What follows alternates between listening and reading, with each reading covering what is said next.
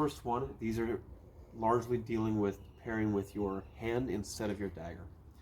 The first one that he talks about is done where I'm parrying with my hand, stepping offline, using my left hand to catch his hand, and you'll notice that his arm has gotten straight. I've allowed it to get straightened out as he's thrust, and then I'm taking my dagger and slamming into his elbow to hyperextend his elbow to finish this. I can do that, and then I can thrust if I want to. But that is the end of the technique as Meyer gives it to us.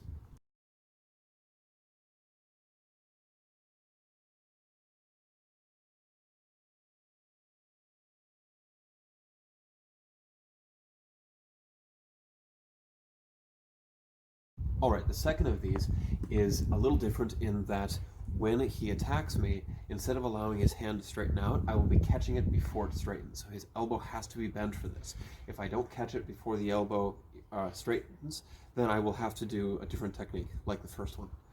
So for this one, he's going to step in. I'm going to step in tight as well and catch with my left hand, my thumb down in this position, starting off. Next, I'm going to let my right hand come swing up underneath behind so I can grab here as I step behind and get to this position.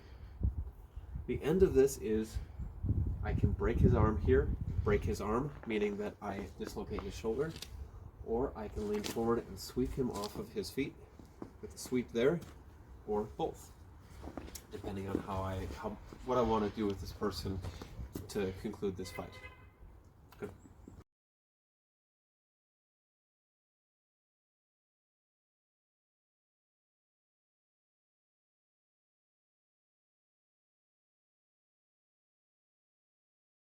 All right, the last of the three is done from underhook, and Meyer tells us to set the dagger along our arm so that I can parry with my arm safely before I move into my next thing.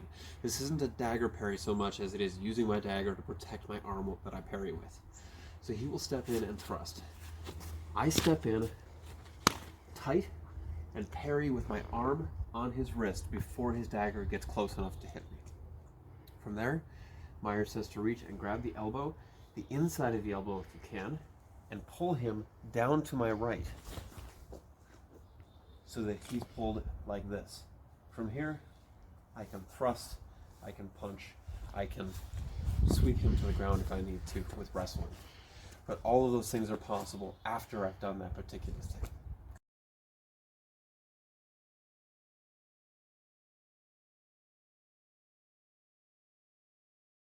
All right. Lastly, I want to talk about how all three of these things can be done unarmed as well. The opponent still requires a knife because otherwise they would be attacking me differently. But for all three of these parries with the hand, I can do it with no dagger at all. For example, the first one, when he steps, I perform this the same way, but instead of having a dagger in my hand, I can strike with my fist or a ridge hand here to break the elbow. Just the same as if I had the dagger in my hand. And then I finish this without stabbing him. I don't have a dagger. The second one is actually easier without a dagger. So from here, when he steps, I step in and catch, using my other hand to come up. I don't have a dagger in my hand here to worry about it. And when I step, I can toss him right there. So easier to do when you're unarmed for that particular one. The last one, the same. I'm going to parry when he attacks. My hand, my forearm rather, grab, and I can grab with both hands now to make this easier for the pull. And then I can strike if I have to. Whatever I'd like to do at that point. But all three of these can be translated into unarmed defensive techniques against someone with a knife.